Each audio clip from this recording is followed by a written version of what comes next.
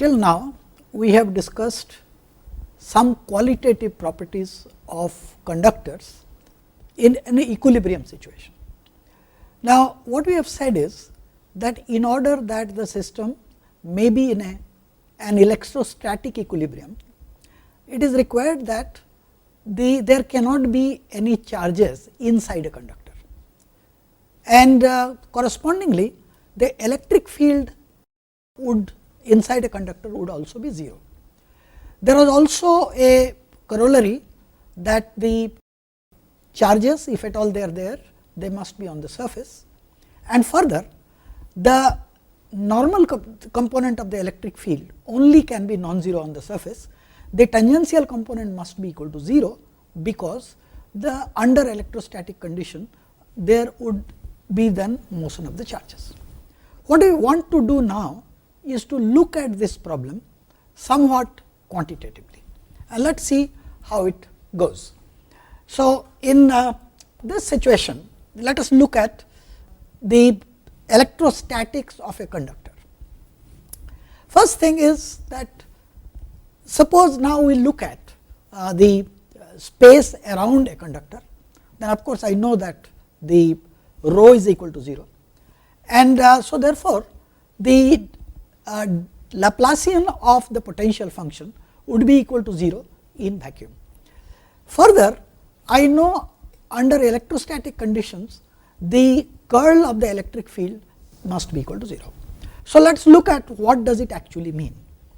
Now, what we are saying is there is a change in the potential over a short distance. This would mean, let us say that the surface of the conductor is in the xy plane.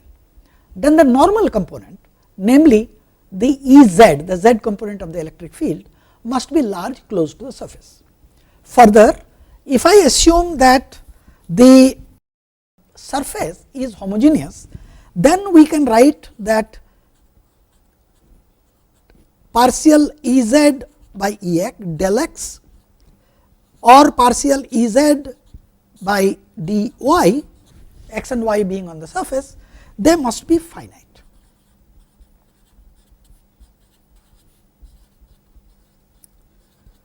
Now, let us look at what does it mean with respect to the curl equation. So, for instance, I would know that the curl of the electric field is equal to 0. Now, if the curl of the electric field is equal to 0, let us take some component. For example, let us take the x component of this equation. So, del cross E is x component. So, this is for instance d by dy of Ez minus d by dz of Ey must be equal to 0. So, notice what we have said is that d by dy of Ez is finite and continuous. Now, so that tells me that d by dz of Ey must also be finite and continuous on the surface, and by symmetry this would also, so this is also finite and continuous.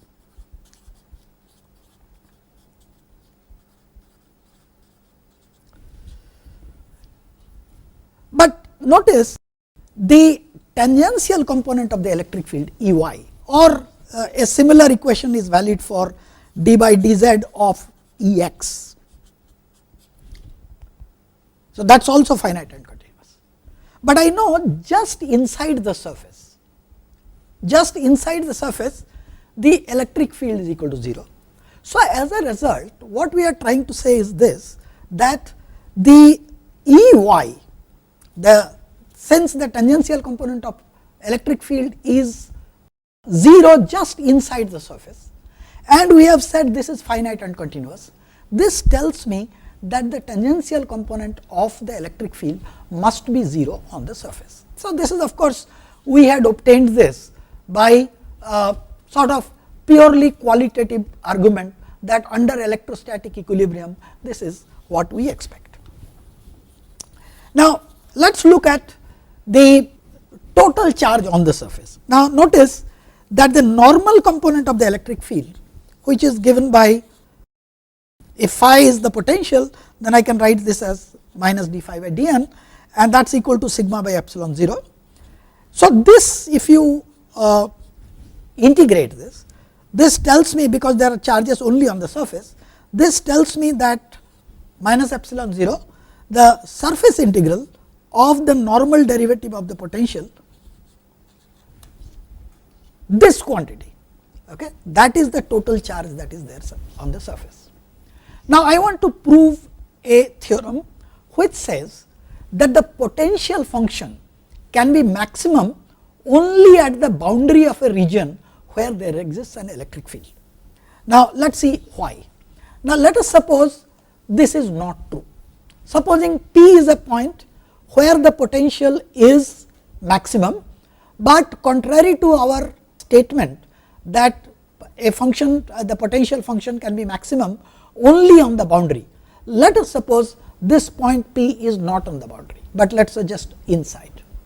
Now, what we can do, since P is a point just inside, I can always surround this point P by a small region, where since the function is maximum at the point P, then at every point on this surface I must have d phi by dn less than 0.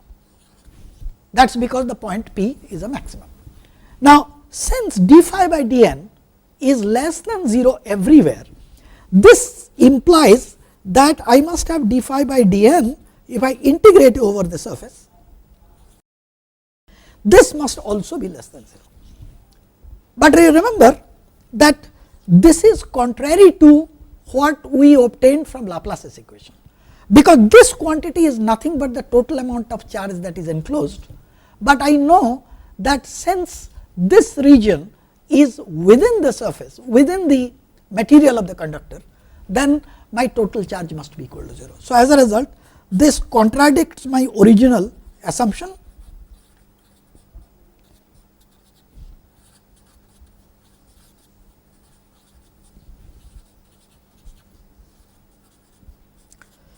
And as a result, we state that the potential can be maximum only in a region which is on the boundary. So, this is what it is. Let us now look at the total energy of a conductor or a system of conductors in an electric field. So, let me this is a picture.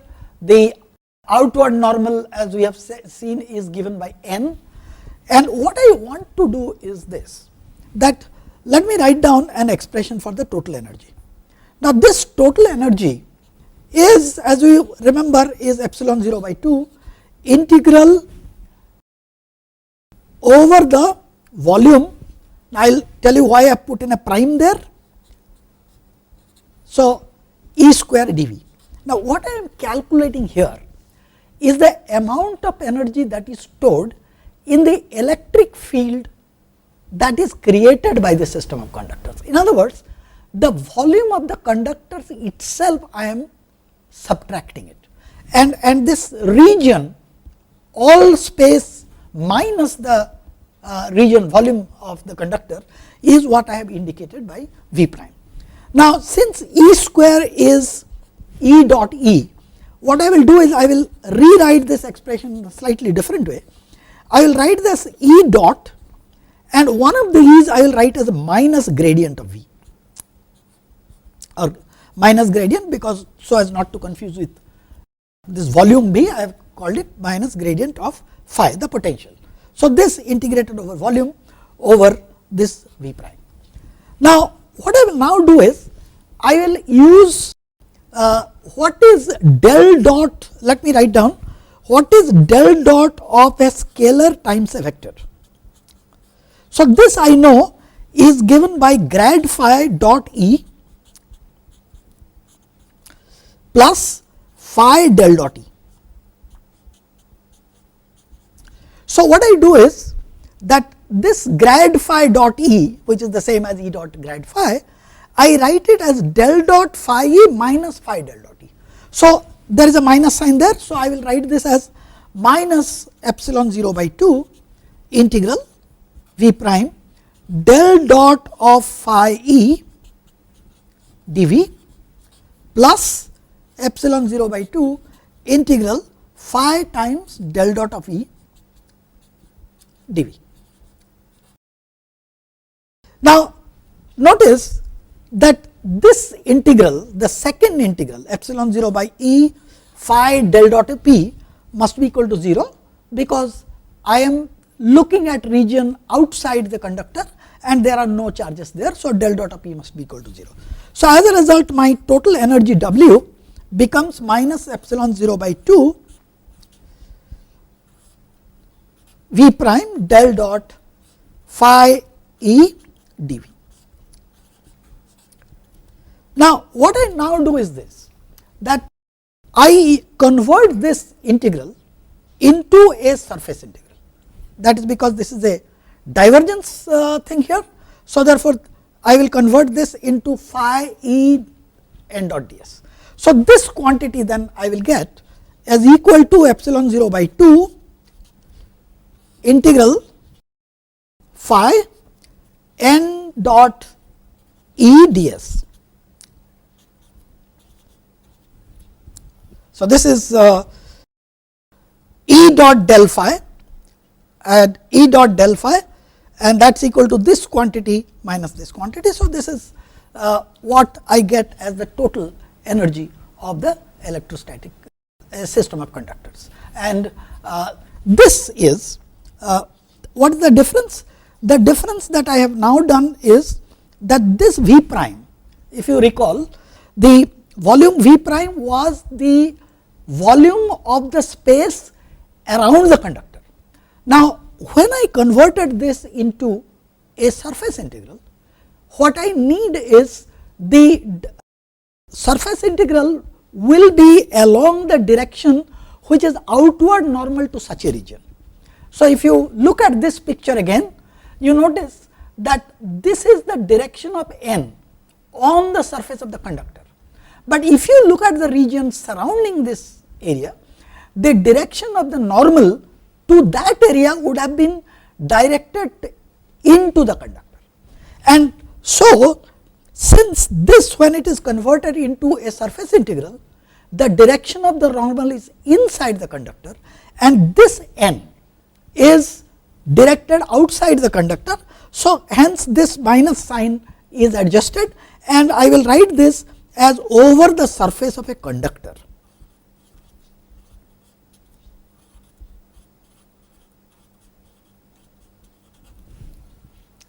So, this is the expression for the total energy.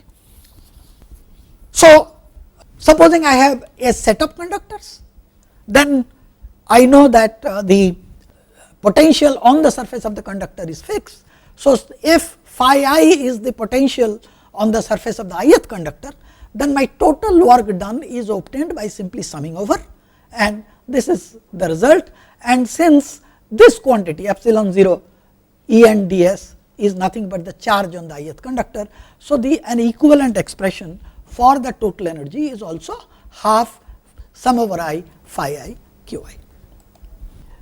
Now, let us proceed and try to look at this in a slightly different way. I know that the electrostatic equations that we have talked about, the Maxwell's equations, they are all linear equations. Now, as a result, the charge and the potentials, they are expected to be linear functions of each other. Now, so these coefficients, the coefficients of linearity, the constants, they would then depend only on the geometry of the conductors or the shapes. So, let me write down the charge on the ith conductor in terms of the potentials on the various conductors that is there. I am talking about a system of conductors. So, I can write in general this as sum over j, Cij, some coefficients which depends upon I and j. J is the summation index, I is that particular conductor I am talking about, times q phi j. And similarly, I can write phi of I, the potential on the ith one, as sum over j some coefficients again Pij, Qj. Now, if I had a single conductor, then of course, is a very familiar expression for a single conductor.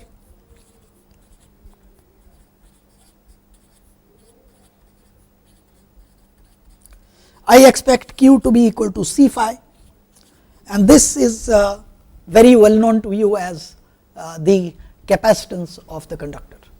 But for a system of conductors, this is the set of equations. These coefficients phi Pij, they are known as coefficients of potential. So, Pij's are coefficients of potential,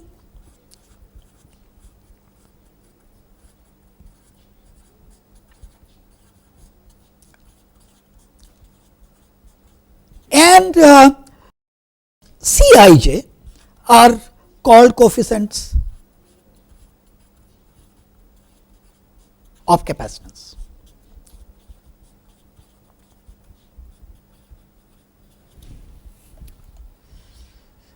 So, let us express my total energy expression in terms of these coefficients that we have talked about.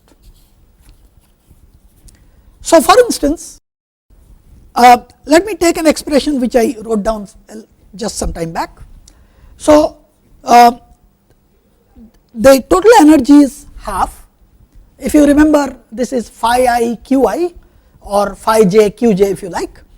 So, expressing the potential in terms of the charges, I have sum over I j, then P I j, Q I Q j. So, this sum over j P I j Q I is my phi j, and the sum over j phi j Q j with a factor of half is my total energy, which is also can be written as equal to the other way around. When you express the charge in terms of the potentials, you can also express this as sum over I j, C I j, the coefficients of the capacitance, and phi I, phi j. Either of these expressions is good enough. And now, I am interested in finding out something about the properties of these potentials. Suppose we add a small charge delta q to, let us say, qth conductor. So, we add delta q k to kth conductor.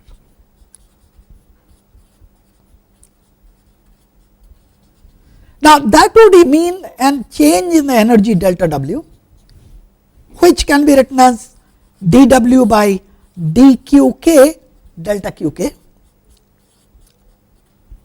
Now, take this expression for the total energy, then you can see that I need to differentiate this expression with respect to Qk. So, there are two terms there, I do a chain rule differentiation. So, delta Qi by delta Qk gives me a delta function delta Ik, and delta Qj by delta Qk will give me another delta function delta Jk, and by using the delta Kronecker delta to remove one of those summations, I get this as sum over j Pjk plus Pkj Qj delta Qk. And but this must be identical to, because I have added an amount of charge delta Qk to the kth conductor. If the potential of the kth conductor is phi k, then the change in the energy must be phi k delta Qk. And so, this quantity, by writing this phi k in terms of the corresponding potentials, I can rewrite it as sum over j P k j Q j delta Qk. Now, what you can do is you can compare these two expressions there.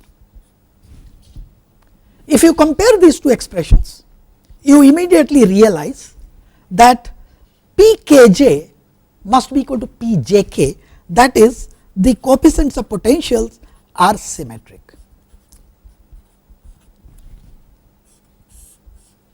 So, this is one of the properties of the coefficients of the potentials. Now, the second thing that I need to show is that these potentials are positive, and well, the Pii is greater than all Pij for I not equal to j.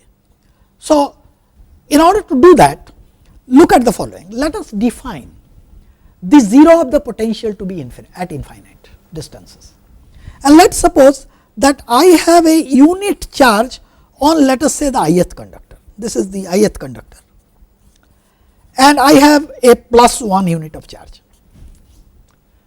This is the only charge that is there. Now, since the reference of the potential is at infinite, so this tells me that the potential of this is necessarily positive. In other words, Pii is greater than 0. So that is what I start with. Now, let me now think about a conductor J, which is here, but it has no charge. In that case, the lines of forces which emanate from the ith conductor can go to infinity in one of the two ways. It can directly go to infinite distances. Alternatively, what it can do is, these lines can terminate on the jth conductor, and from the jth conductor they can go to infinite distance. So, this tells me that the potential of the ith conductor must be greater than the potential of the jth. So, in other words, my Pii must be greater than Pij, which by definition is greater than 0. So, this is one of the properties of the coefficients of potential. Before we proceed further, let me recall for you, when we were doing vector calculus, we had discussed something called a Green's theorem.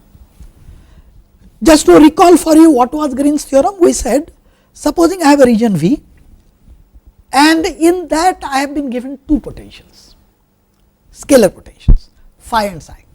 Then what we proved there by Green's theorem was phi del square psi minus psi del square phi volume integral. This is equal to the surface integral of phi grad psi minus psi grad phi dot n ds. Of course, since we said phi and psi are potentials defined within volume, so they will tell me that del square phi is minus rho over epsilon 0, that is, the potential phi corresponds to a charge distribution rho, and potential psi corresponds to a charge distribution rho prime. This is Green's theorem.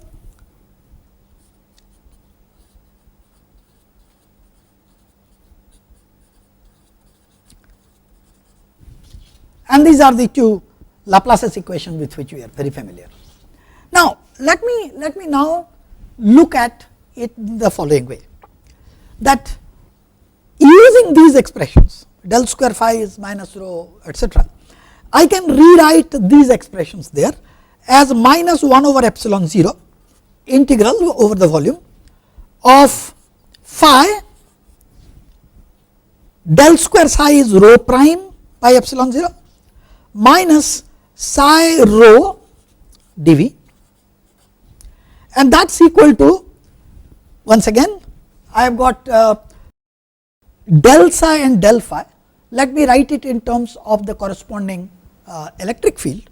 So, these will be minus integral of phi e prime minus psi e dot n ds.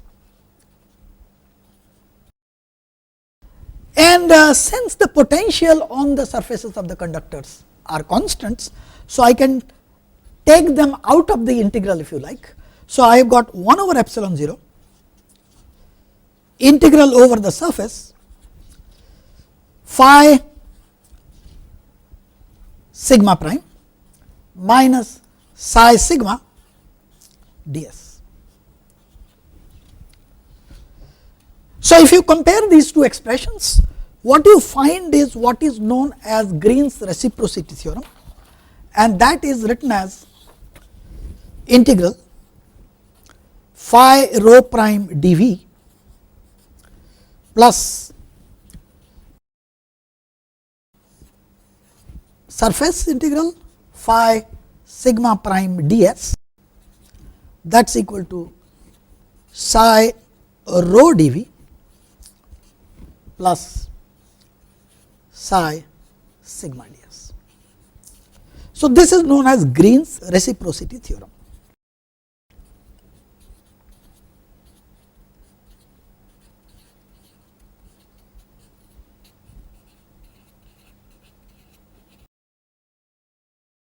There are many interesting consequences of such a theorem. So, let me give you some simple examples.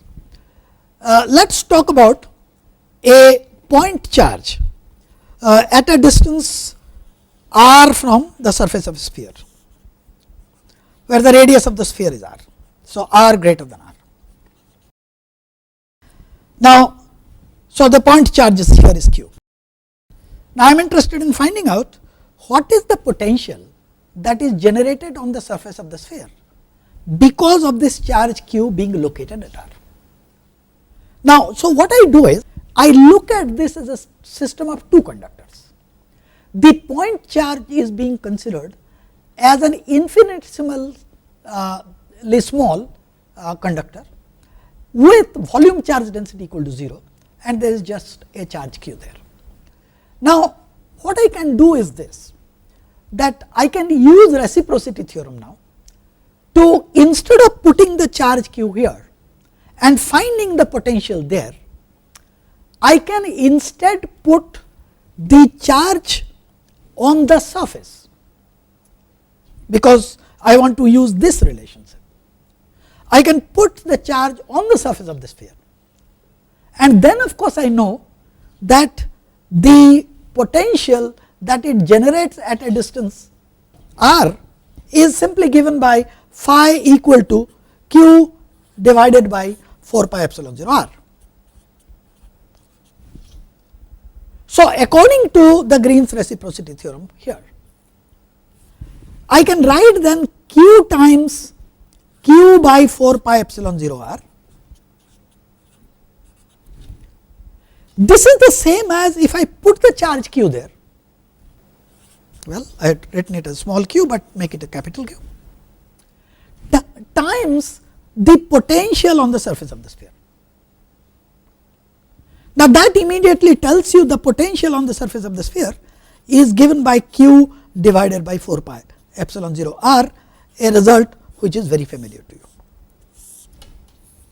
So, it is a neat application of Green's reciprocity theorem. So, for a general discussion, let us suppose my point charge is called 1 and my sphere is called 2. So, 1 is my point charge,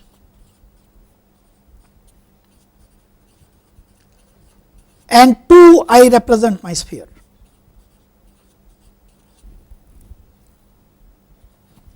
Then my phi 1, that is the potential on the at the point charge, is given by definition of the coefficients of potential P 1 1 q 1 plus P 1 2 q 2, and likewise phi 2, that is for the sphere, it is P 2 1 q 1 plus P 2 2 q 2. Now, if I now say my charge is on the sphere, if charge is on the sphere, this implies that q 2 is equal to q, but q 1 is equal to 0. So, that tells me phi 1 is simply given by P 1 2 q.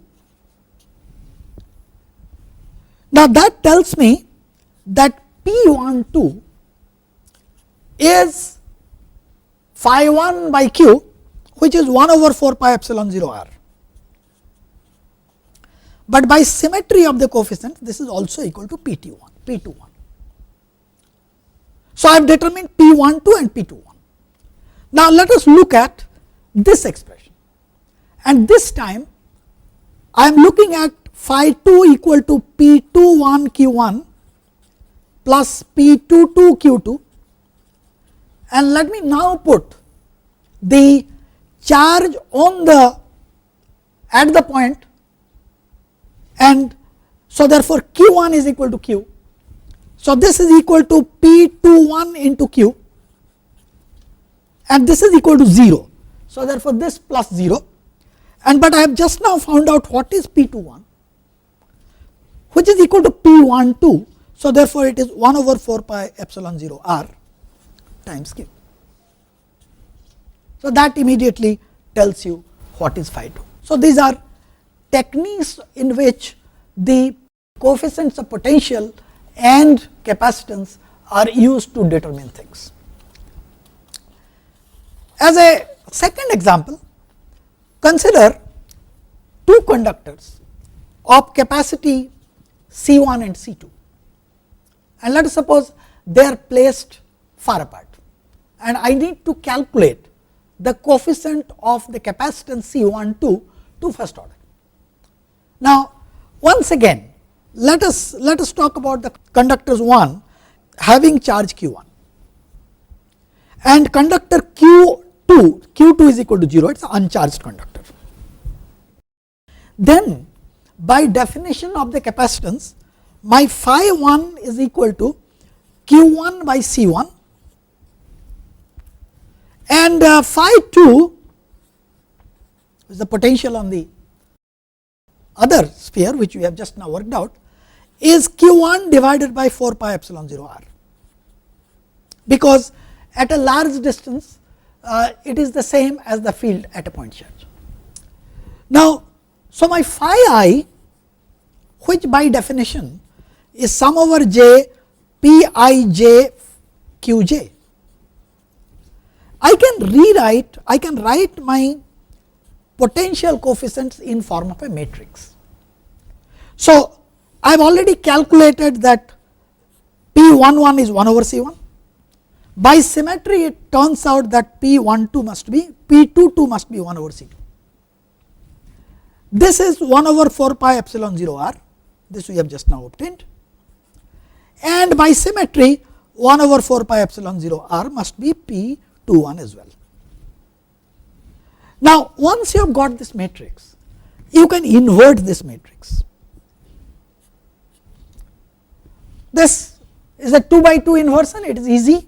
I will not write it down, but you can see it on the screen. This is P inverse matrix, and once you have got the P inverse matrix, notice that I could now use this to obtain the charges from the potential.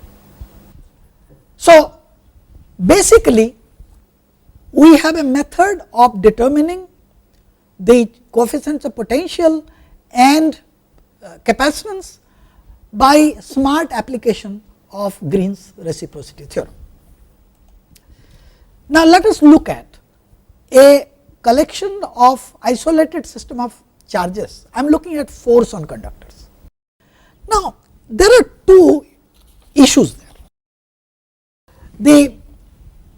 Suppose I consider an isolated system of charges.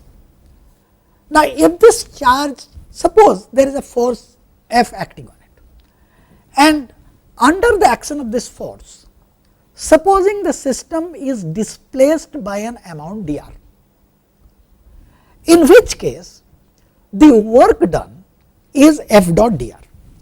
Now, if the work done is F dot dr, now this work must have been done at the expense of the potential energy or the electrostatic energy of the system of charges. Now, since the system is isolated, I have assumed that no charge can flow out of it.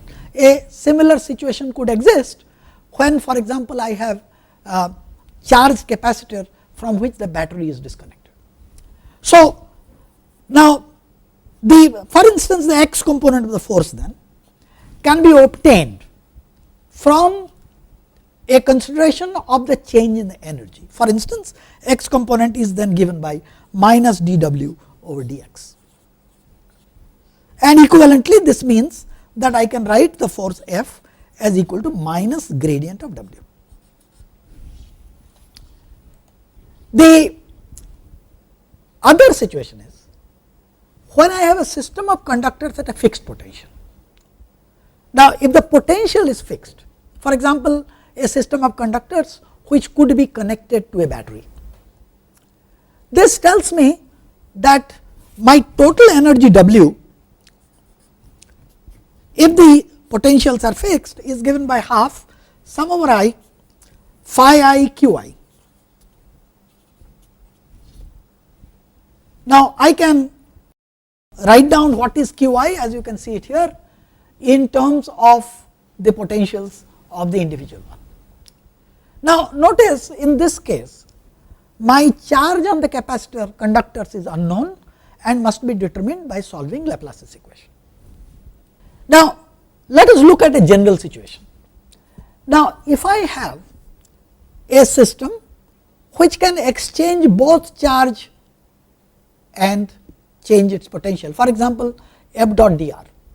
Now, this can happen in two ways. One of the ways is to reduce the potential electrostatic energy of the system, keeping the charge constant. The second one is it can draw charges from the battery. In other words, that it can increase its potential energy at the expense of the chemical energy that is there in the battery. So, I know that in that case I can write the change in the energy of the battery in order to keep the potential fixed. That must then provide you certain amount of charge, and that must be sum over I phi I dq I. The electrostatic energy we have seen is half sum over I phi I q I. So, if you combine these expressions, so for instance, this one tells me dw Es by phi is given by this, and that then becomes equal to half the change in due to the energy supplied by the battery. So, the force expression now becomes, for the situation where the battery is able to supply energy, is dw Es by dx at a constant potential. Let me complete or close this discussion with giving you a couple of examples. So, for example, let us consider a parallel plate capacitor from which the battery has been disconnected. So, what I will assume is that initially the two capacitors are charged to plus q and minus q, and let me assume that one of the plates is fixed, let us say by bolt it is not allowed to move, the other one is allowed to move.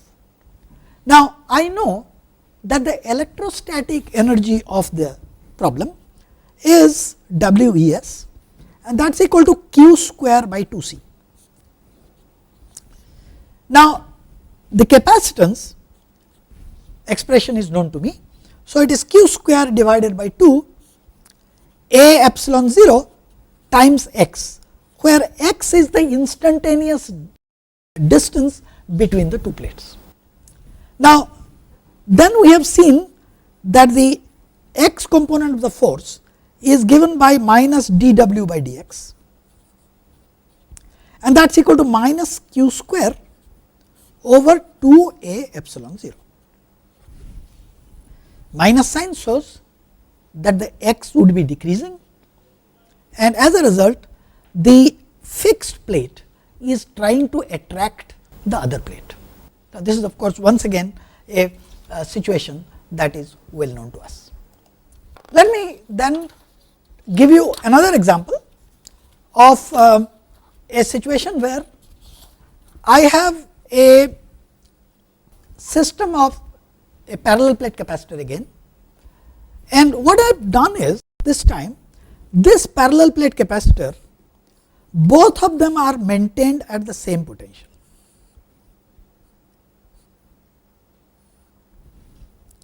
So, that is very easily done. I can sort of connect both these plates and then of course, connect them to a battery, and the other end I can ground.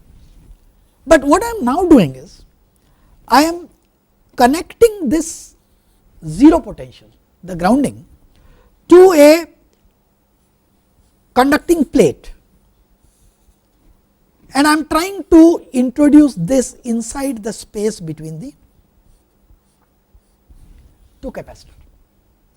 Now, remember, before I introduced the conductor, the grounded conductor, since both the plates were at 0 potential, were at the same potential, there was no electric field between the plates. But once I have decided to, so let us just look at this situation. Once I have decided to put in this conducting sheet, let us suppose it has entered by an amount x. Now, how much is the force that is exerted? Notice that these two plates have been kept at the same potential, and this is my grounded sheet. This is grounded. Now, if I look at that, then in the region where this grounded sheet has entered, and I have put it right at the center, let us say, now an electric field has been established, and this electric field has a magnitude equal to V divided by d by 2, because d by 2 is the distance between the grounded sheet and either of the plates, which is equal to 2 V by d. Now, the electrostatic energy of this situation is epsilon 0 by 2. Now, I need to integrate it over all space. So, E square dV or d tau, well, let me not confuse, I have said potential is difference is V. So, let me call it d tau, and notice that if this distance is x, then the electric field exists only in that region. So, therefore, this and it is constant. So, the integration is easily done. So, the integral will be epsilon 0 by 2 V by d whole square times x times d. X is this distance and d is there, and I must add an h because I am also looking at the volume of the whole thing, that is this width that is there. So, that tells me that the force is given by 2 epsilon 0 V square, just differentiate it with respect to x, times h divided by d. The sign of the force tells me that the system is trying to pull the conductor in. So, what we have done today is to look at some electrostatics situation in a quantitative fashion. We have seen that from basic electrostatic equations, we can define coefficients of potential and the coefficients of capacitance, and in terms of which I can determine, for example, by use of Green's reciprocity theorem, I can convert a problem for which the solution is not known to a problem for which the solution is known to me. So, Green's reciprocity theorem is useful in doing a mapping. For system of arbitrary system of conductors, I do not know the details, but the problem can be stated in terms of the coefficients of potential, and the coefficients of capacitance, and one can obtain the total energy.